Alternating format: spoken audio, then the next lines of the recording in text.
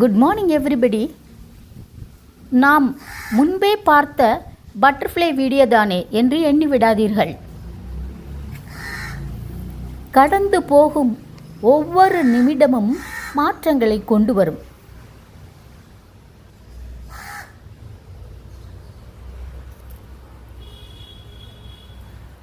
பழைய வீடியோவில் painted Jezebel பட்டர்ஃப்ளையின் பியூப்பாக்களை வீட்டின் சுவற்றில் காண்பித்தேன்.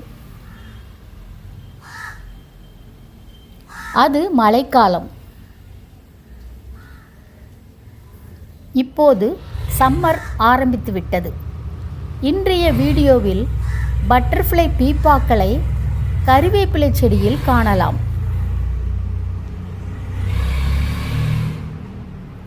8 கிரிசலி ஸ்டேஜ்களை பார்த்தேன். ஆனால் முட்டைகளையோ புழுக்களையோ நான் பார்க்கவில்லை.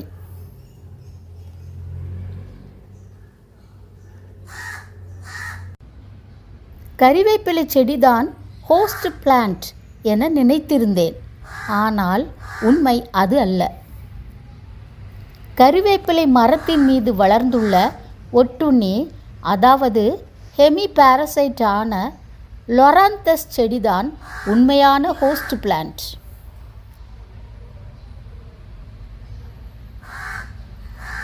கேட்டர்பில்லர்ஸ் கூட்டுப்புழுவாக மாறும்போதுதான் கீழே இறங்கி வந்துள்ளன.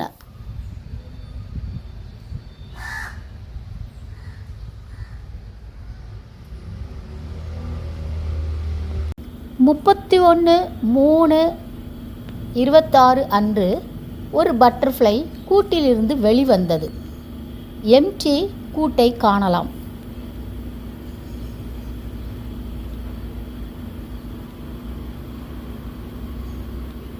இப்போது அது சிறிது நகர்ந்துள்ளது.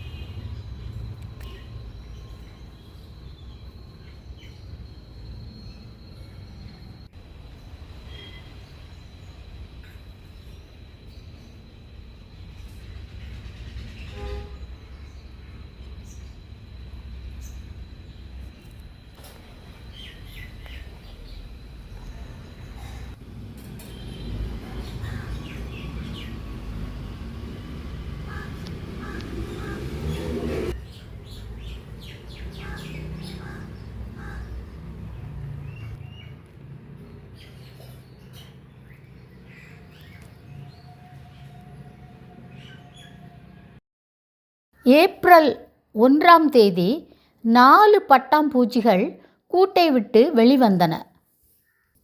காலை 8:57 மணிக்கு நான் அவற்றை பார்த்தேன். வழக்கமாக 1 to 2 மணி நேரம் ரெஸ்ட் எடுத்து ஈரச்சிறகை காய வைத்து பலப்படுத்திய பின்தான் அவை பறந்து போய் தன் புது வாழ்க்கையை துவக்கும்.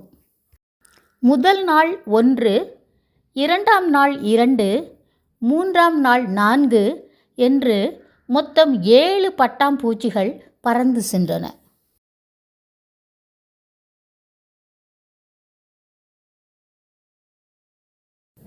இந்த பியூப்பாவிலிருந்து நாளை பட்டாம்பூச்சி வெளியே வரும் என்று ஆவலுடன் காத்திருந்தேன். ஆனால் நடந்தது வேறு.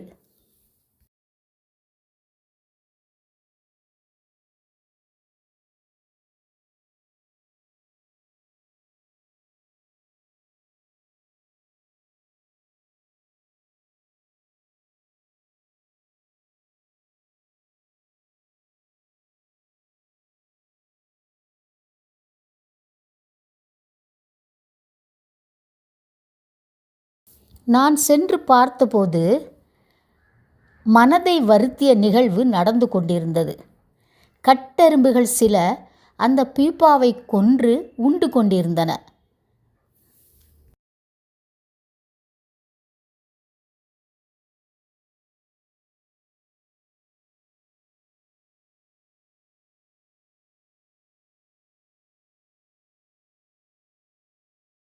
அருகில் ஒரு கட்டெறும்பை ஸ்பைடர் ஒன்று வேட்டையாடி கொண்டிருந்தது.